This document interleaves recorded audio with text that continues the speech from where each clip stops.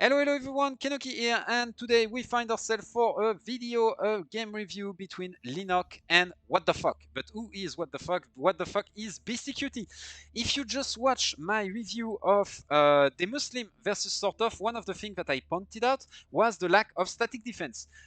We are gonna check BeastyQt playing because you know that BeastyQt love his static defense. He's gonna play the Holy Roman Empire versus Leenock, that is gonna play the French. They are gonna play with the next Golden League rule set, which is no stone wall, no keep. Okay, so that's the goal. They are gonna play without those, and that's it. So Leenock is gonna play as the French orange in the bottom side of the screen, and BeastyQt, what the fuck, is gonna play in the yellow top left of your screen as the Holy Roman Empire. So let's go. We are gonna check this one. So BeastyQt is going for the 3-3 split. That is very, very common. And Leenock is probably gonna go for the very easy one scout into fast feudal opening. So why do you go to scout, by the way, as the French? It's very easy, very simple. You want a lot of food, and scouts are going to allow you then to translate into more feudal age pressure, basically.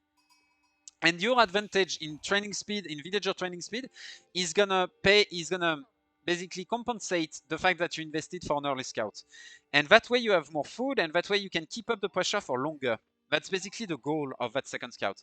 So the matchup. What is this matchup all about? This matchup is all about the French having the initiative in the early game, having access to the knight, and trying to put as much pressure on you, the HRE, as possible. Of course, the HRE player on the other side, his goal is to secure his economy. Also, his goal is going to be to go into a 2TC setup. Why do you want to go into a 2TC setup versus the French? Simply because you are going to lose villagers, and if you stay on 1TC as the HRE, since HRE scaling really comes from its villager being boosted, you are going to lose a lot of value. Basically, the raids of the French player has a lot more value the higher your villager gathers, basically. That's the way to think about it. So it's really, really important to go into a second TC as the HRE into this matchup, go into a heavy feudal age with a lot of Pac-Man potentially, and then transition into the castle age and stuff. That's likely what we are going to see from Beasty.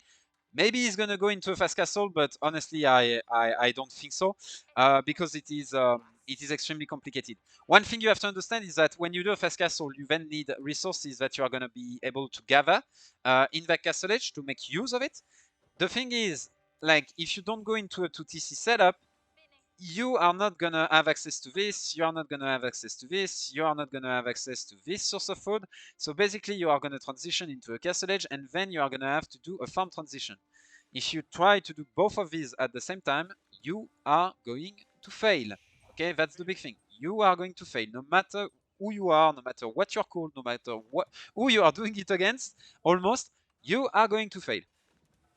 You cannot make two transitions at once. You need to make transition one after the other.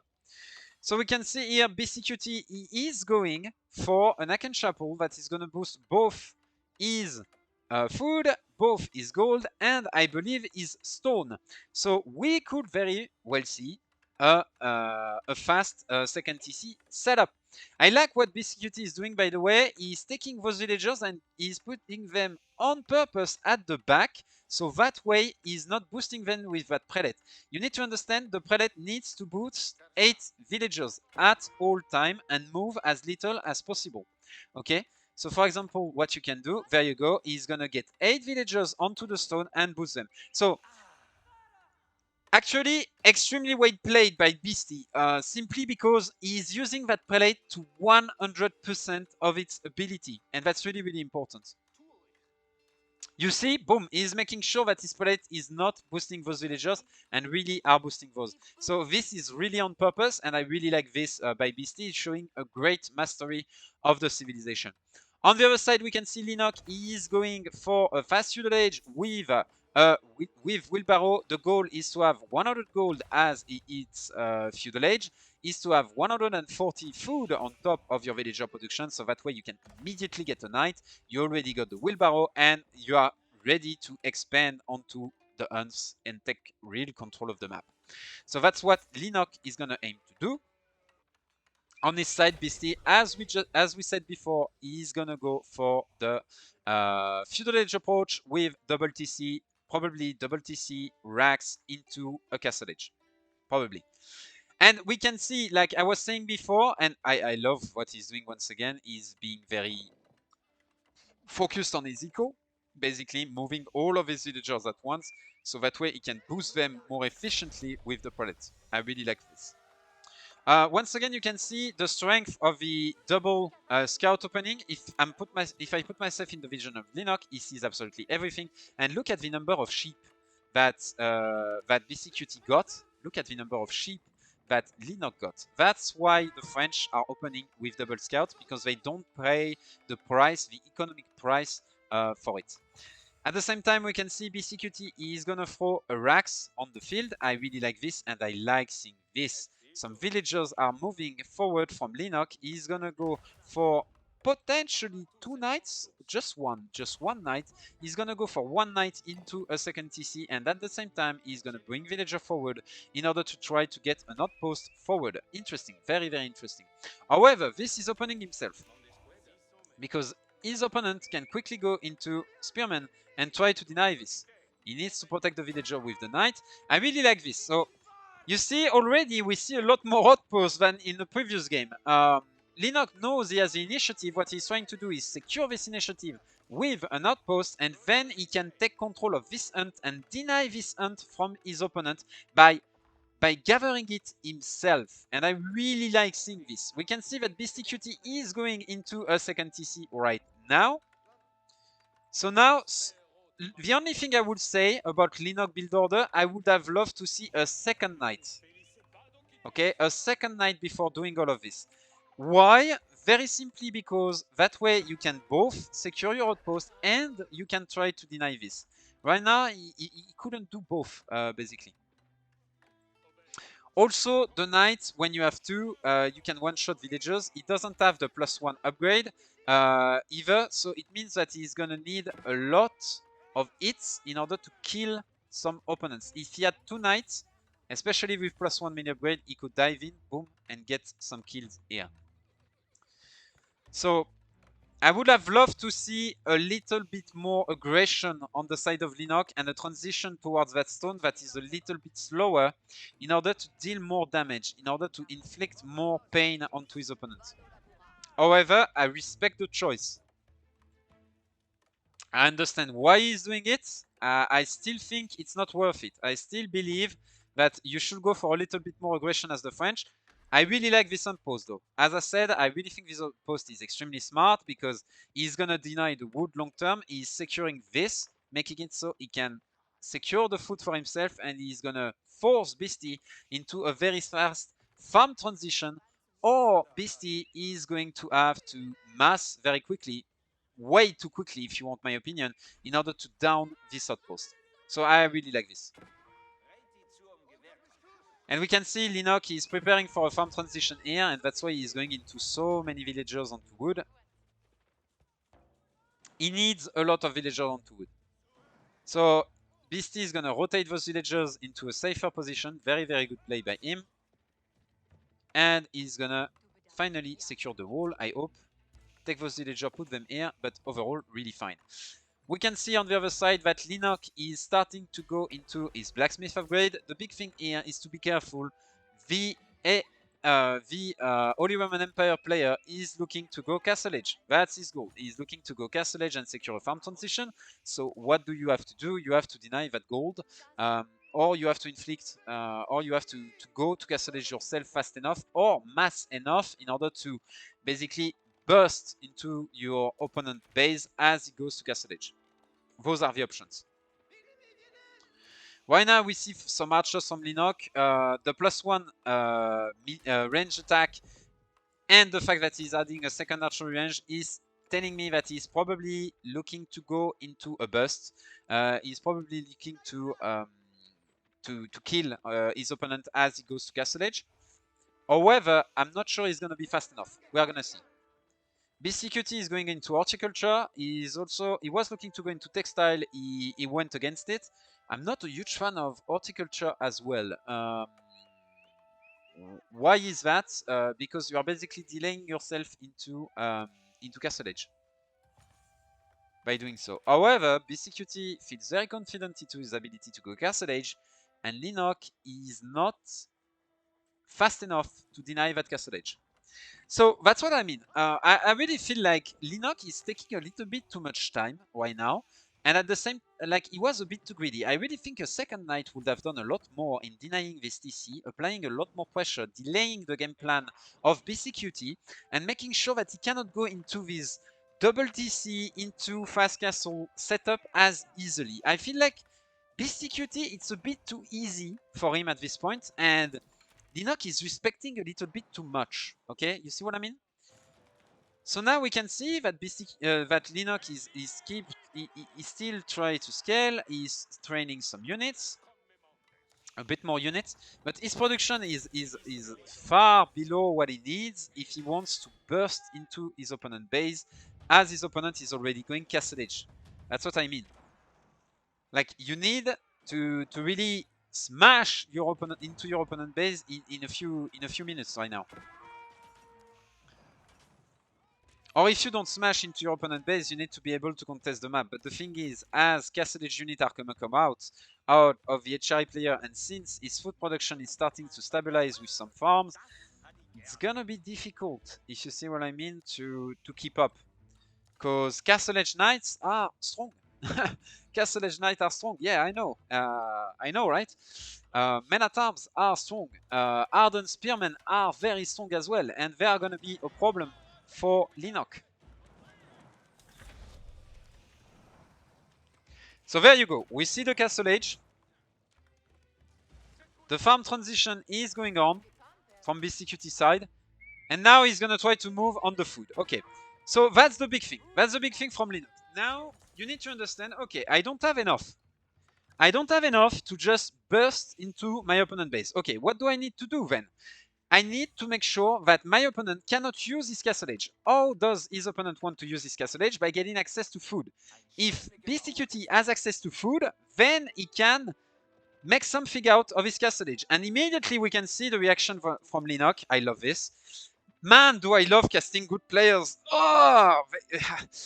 You see what I mean? Like, he's going for it. He's trying to see, is my opponent going onto some kind of gathering of food? He sees nothing onto this hunt. Oh, he needs to check this. Oh, no. Oh, no, no, no, no. Oh, no, no, no, no, no.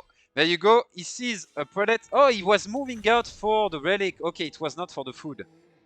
I think he should move out for both. Okay, so here is the way I think Leenock should play this. He should aim to get his army in between, like, his food access and the food access of his opponent. Get his cav around on some of those relics, okay, and make sure that he's keeping the pressure on the food. Like, this is dramatic. Like, Leenock had the game for free, and now by not denying the food from his opponent, he's allowing his opponent to go into a transition, into a man-at-arm transition. Or into an Ardent Spearman transition. Either they work perfectly well. I think that a man-at-arm transition is the best choice right now because there are a lot of archers. You cannot dive. Okay, so now it's a mistake by Leenock.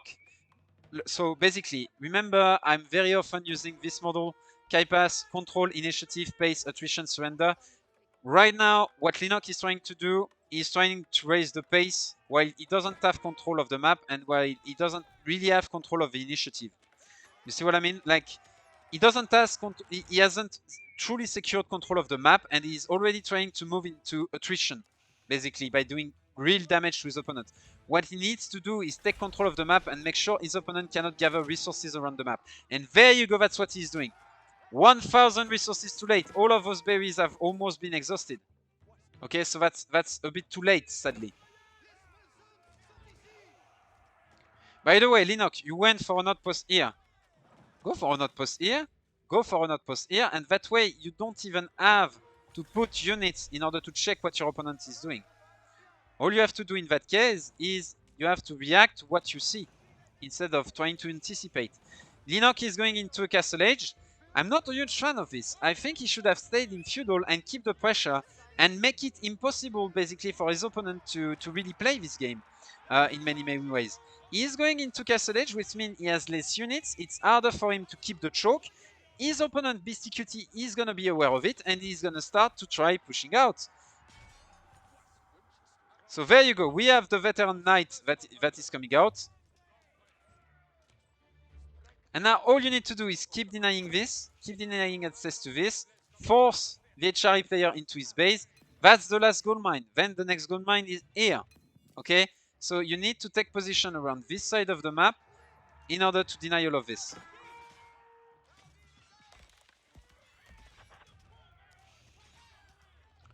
Very well played by Beasty, by the way. Like, it was bold to go onto this side of the map to try to take... He took a risk. It worked. You see, he's behind. He's taking a risk immediately. And now BeastyQt feels like he has enough. He can start pushing out. And he's right. He can start pushing out. Also, BeastyQt managed to secure the relic, which is huge. And we can see some raiding going out. So you see, as soon as Beasty gets some hold onto the map, he's starting to raid. He's starting to think, okay, how can I pressure you? And like make sure that you have to stay into your base immediately. Look, those men at arms are not staying defensive. They are going straight onto the offensive. Straight where you are not waiting for them. Sadly, he's gonna walk onto the sacred site, and now his opponent is aware. This is the relic he's going for, but I like what BeastyQt is doing. By the way, I also like what Leenock is doing. He keeps the pressure onto the hunt of his opponent. He's making sure his opponent is not going to have access to hunt. However, this is the stage of the game in which he should recognize the next goal is going to be gold. It's not going to be hunts anymore. It's going to be gold. It's going to be wood.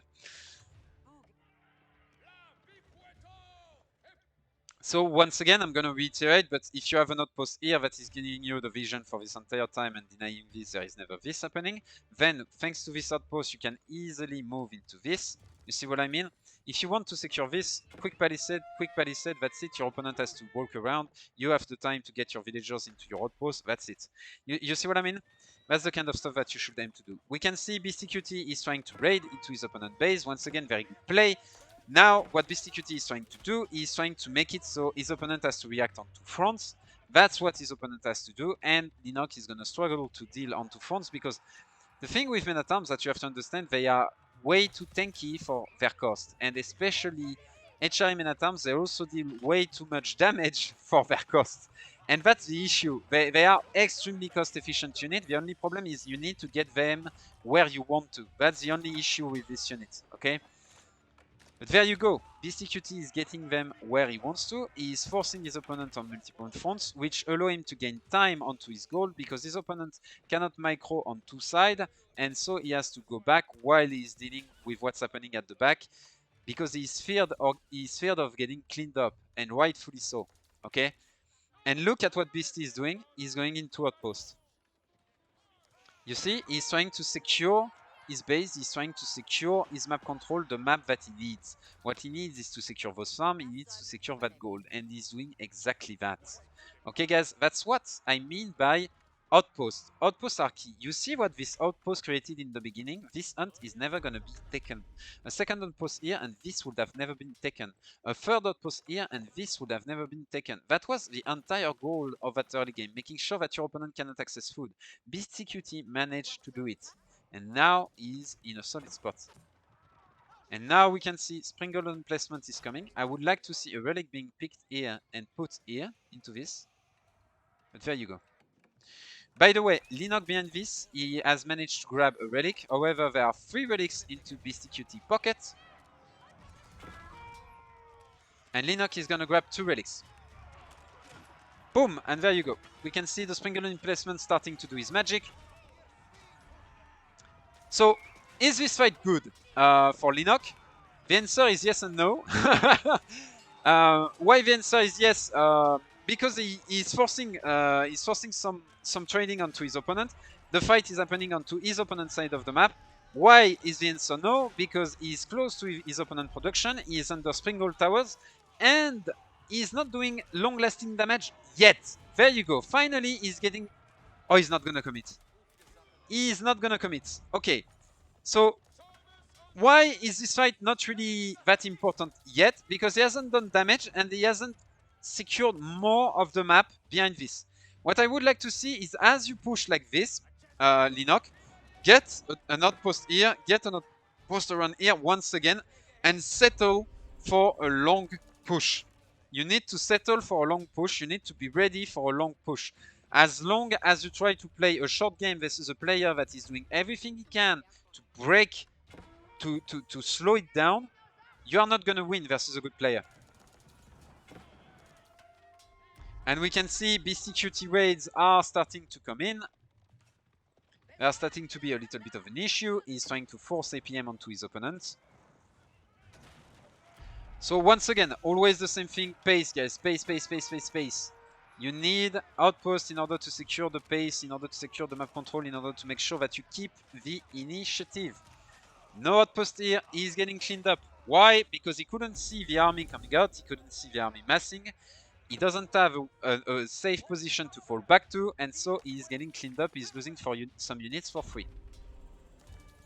Now we can see 2 outposts fortified with Springgold emplacement. We don't see the relics in them though, and that's a little bit of a mistake from BeastyQt. But that's fine, that's fine. That's like a detail. We can see once again, he's taking another position on the map. Boom, more outposts being fortified. You see how basically Beasty is making it so he has more military units than he really does, just because he's investing into outposts. So of course the counter argument is, yes, but then you have less units that are truly at the position that you want them to. Yes, but this is way more cost effective. One outpost is like extremely cost effective, okay? If it's well positioned, it's extremely cost effective. So Leenock is going to try to go for a death push here. And once again, I'm going to repeat myself. Stop trying to win the game. Remember, control, initiative, pace, attrition, surrender. Right there. Basically, Leenock is trying to move into attrition and almost surrender with a triple racks. Does he really have control of the pace and the initiative of this map? The answer is no. As you can see, there are roaming horsemen going on the sides that BeastyQt cannot see. Okay, does he really have control of the map? No, because there are not enough outposts. If we look at the vision, that's a scout, so that can die. That's an outpost, that's static map control, and that's it. All of this is dark, okay? This is dark, so that's a lot of allies that Leenock can use in order to burst through his opponent, okay? In order to break, BeastyQt can use in order to break this siege, in order to break this push. So here the goal of BeastyQt is to gain time. It is also to kill those rams. Okay, all of this army doesn't really matter. The goal is to kill those rams. So he's likely gonna use emergency repair. No emergency repair, very uncharacteristic mistake out of BC. So now he's gonna try to trade with the army. He's actually not going for the rams. He's gonna go for the archer first, and that's gonna be a full cleanup from BeastyQt. Very, very, very well played. I was waiting for him to go on to the rams, but he actually ignored the ram. He said, yeah, do some damage to my infrastructure. I don't care. I'm going to clean up your army, and then I'm going to come back for the rams. And he's using immediately, you see, BeastyQt taking back the initiative. Immediately he's going into his opponent base. Immediately he's trying to retake full control. He's pushing deep, very deep. And behind this, I believe he's going to rebuild. I believe that behind this, he's going to expand, he's going to try to move forward, getting rid of those static defense and start to move onto the map. Pushing very far with fast-moving units in order to force your opponent to counter-attack from further away. Basically, that's what we saw in the Muslim game. And you see what I mean by once again, people are trying to end the game too fast. And it happens to the best of us. Like Leenock is an absolute monster. He will destroy me.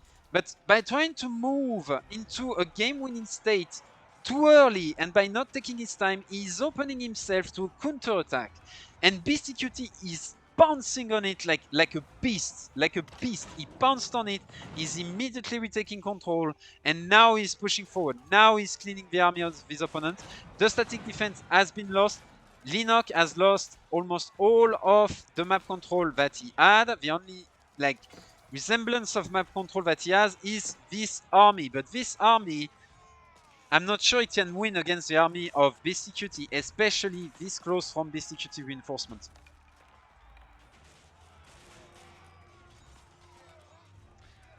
Actually, Royal Knights are being Royal Knights. They are actually holding up. And Leenock is turning this game around once again. Let's freaking go. So Leenock, please do not do the same mistake twice. Please, please, please, please, please, Leenock. Don't do the same mistake twice. And what do I mean by this? This time, fortify your forward position. Look at the amount of wood on Leenock's side. Get some freaking towers. Get some towers, get 2 trebs, and start sieging slow. Take your time. Siege that base slowly but very surely.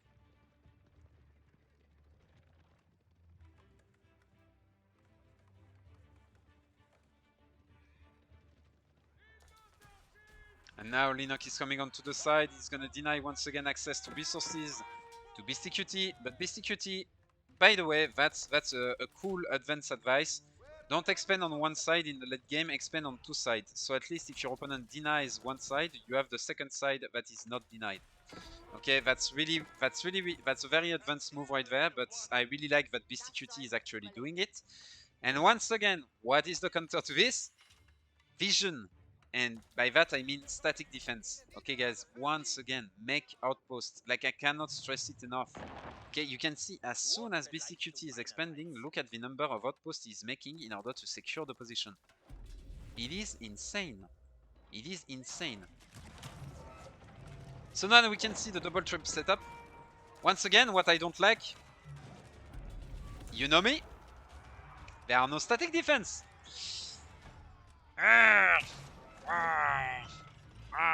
Make static defense, guys. I believe Leenock is going for an Imperial Age. We can see that he's banking right now. If he was truly looking to kill with this move, he wouldn't be. He would be training unit right now. So he's likely going for an Imperial Age. Never mind, never mind. He's training units again. Never mind, never mind. Sorry. My bad. I baited you guys. Palace of Swabia is coming up on the side of BC. Where is it going up? Here? Yes, here. Okay, very good. Can see triple outpost in order to secure the position, double outpost in order to secure the position, an extra outpost here. Can see the amount of outposts that are being built on one side and no outpost on the other side. Like, meanwhile, like, Leenock has to respond to this. Will BeastyQt really have to respond to anything happening here? Not really, because he has outpost. Or at least it would have to commit less into protecting this. However, I really like this push from Leenock. And now he's going for an Imperial Age. Now he's going for it. And I really like this. Are we gonna see a forward what is it called? A forward Red Palace. Are we gonna see a forward Red Palace? Yes, that's a forward Red. No. Get it here. Get it here, next to the stone, so that way you have your villager next to it. Okay, so why am I not a huge fan of this? Simply because you are not delaying a lot, first of all. The main axis of progression is here. And second of all, your villagers, you want your villagers close to your Red Palace so you can garrison. There is nothing to gather around here. So your villagers are going to be far away, okay? And the big thing that Leenock has to be aware of is that as soon as he's going to hit Imperial, you can be sure that Beasty is gonna move, he's gonna A-click forward because he's gonna have those upgrades coming in. His opponent won't have upgrades. He's gonna move into the Imperial Age. Boom! See? Beasty immediately is moving in. And now we are gonna have a big fight.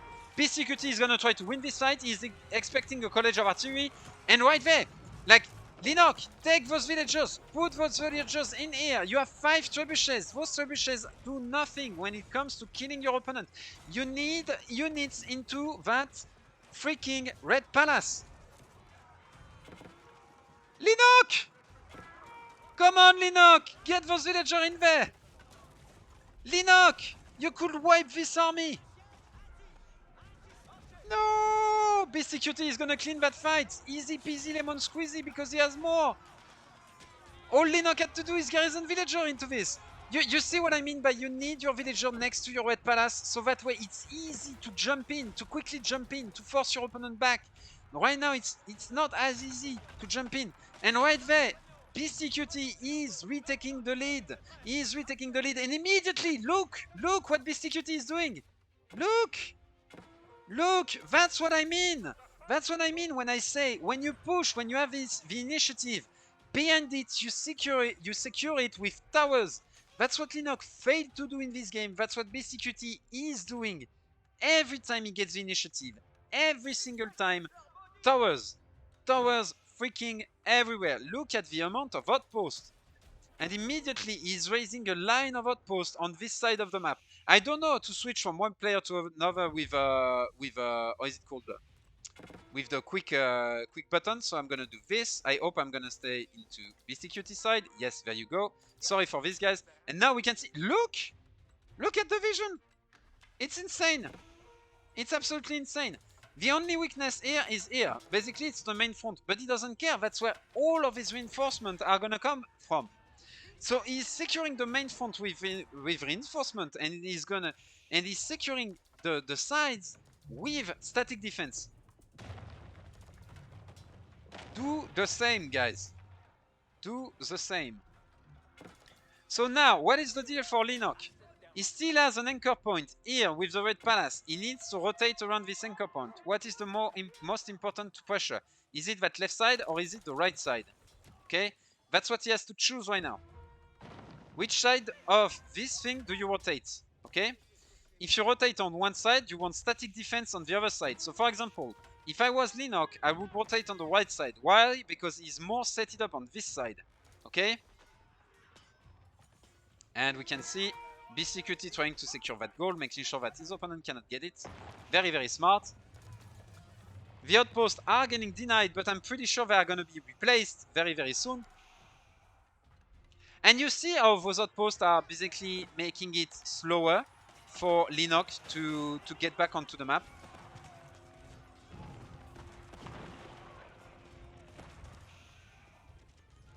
All of those outposts are making it slow for Leenock to progress. And so it gives time to Beasty to react.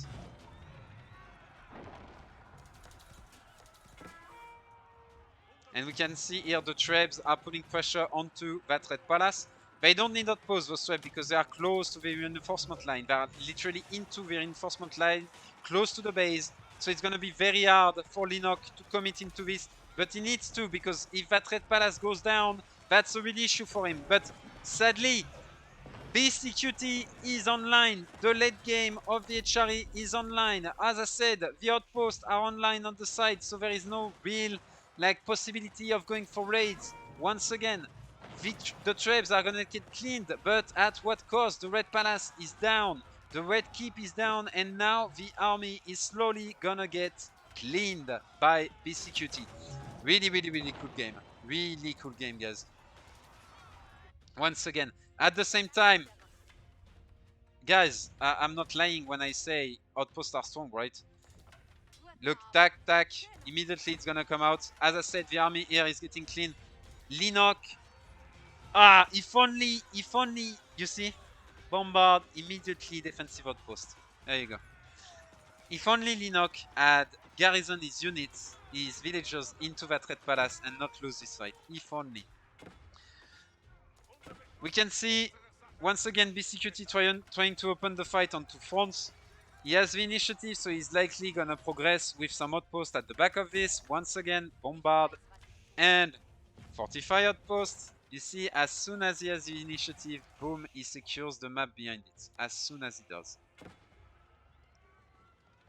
He keeps training units, and basically, the way to think about it, guys, you are at 200 pop, okay? If you have 200 pop, what's happening is that you cannot train more units. So either you lose your units, or you have to spend your resources in another way that is generating value onto the map. What is the other way?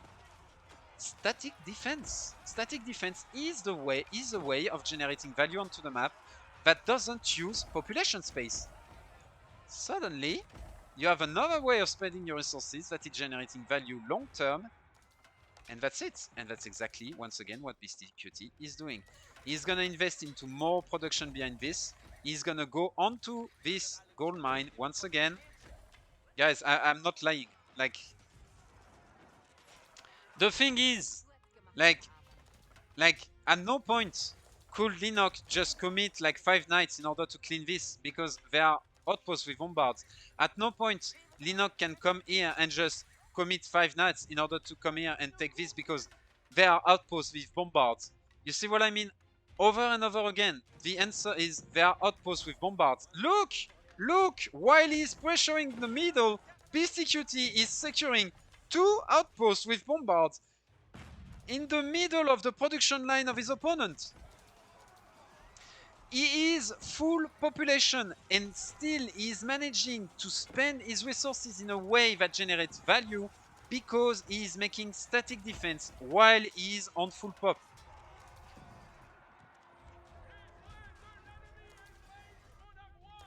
Look, when I was saying you cannot commit like a few knights and just clean this, those knights are gonna die. And those villagers are gonna be alive. Meanwhile, BeastyQt is here, making some outposts, because his opponent is completely outpaced, securing outposts in the middle of the map once again. He's gonna go for more cannon emplacement, he's gonna go for more fortification. Again and again and again and again. And now Leenock is completely on the defensive. I don't think he's gonna win this, because that's already too late. He's way too behind the eco. Like, the amount of forces he's gonna need to clean all of those outposts, but by this time Beasty is gonna win the game. More outposts once again, guys. You see? More. He's creeping up with those outposts. Slowly but very surely. Again and again and again and again and again. Look! Look! Tell me I'm lying. And now those outposts are creating ways BeastyQt can enter into his opponent's base from the backside and surprise his opponent. Those outposts are making it so he's sure he has initiative. He's pushing on 2 sides at once. And Leenock, which is one of the players that has the most APM in this freaking world. Leenock is nicknamed the Leenocktopus. That's how good he is at multitasking. Even him cannot keep up. Why? Because once again, like, while Leenock has to defend and attack with his units, all BC has to do is attack. Why? Because all of the defense, he has time, because he's gaining time with the defensive outpost. The attack of Leenock cannot go just simply into the base of BeastyQt, while the attack of BeastyQt can simply go into the base of Leenock, because there are outposts securing the position.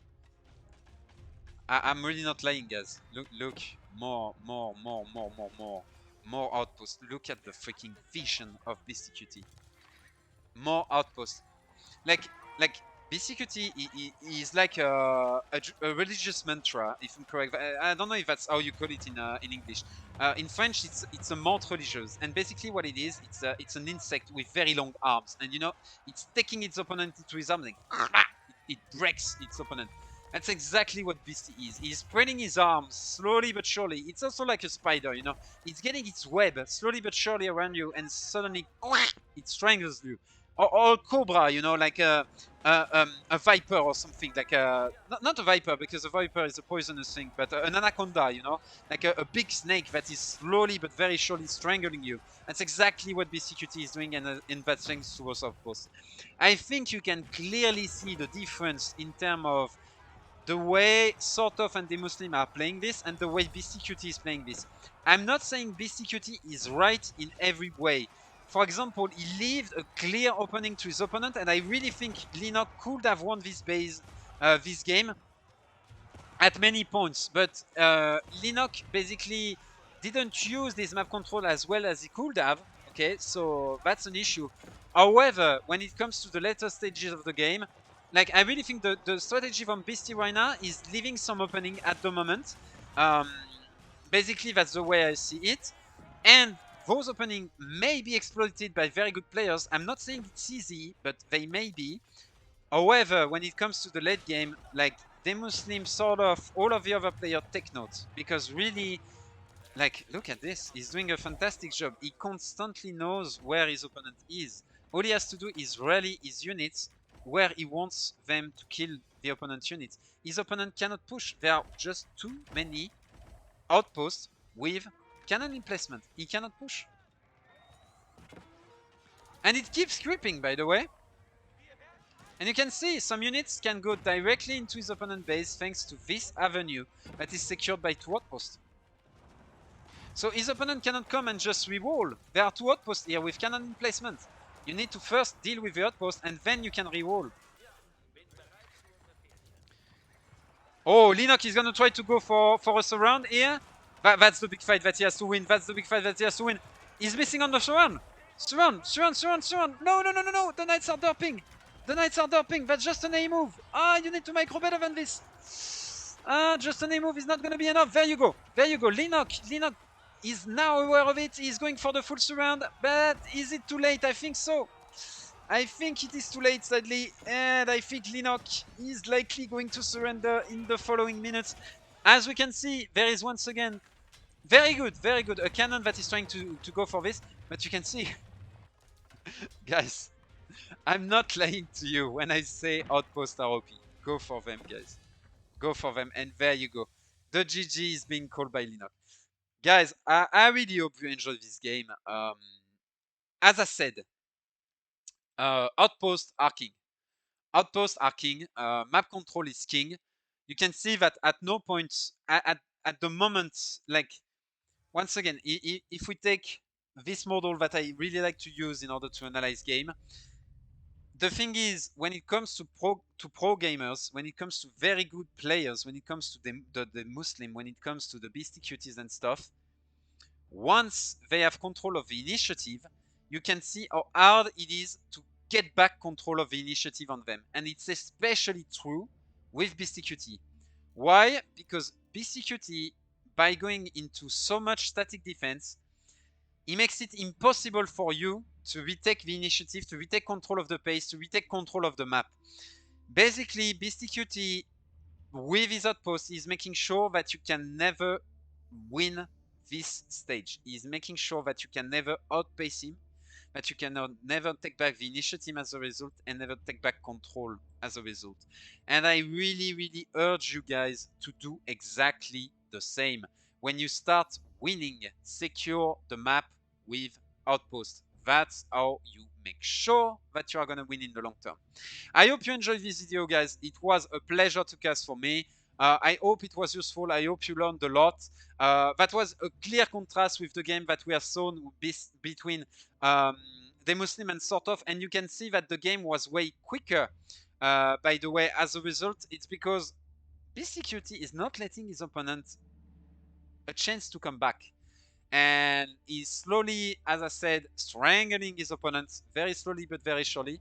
And as a result, even if it's a slow death, it's the death. While if you don't go for those outposts, there is no slow death, there is no death at all. Okay? So outpost, guys. I hope you like this video. Make sure to like and subscribe. If you were on stream, I'm gonna end it up here. It was a pleasure. I find you next week, Saturday, Sunday. I'm probably gonna do more casts like this. Hope you enjoyed it, all guys. It was a pleasure. See you next time. Bye bye. Go well in between, and yeah, have fun, guys. Have some good games. Bye bye.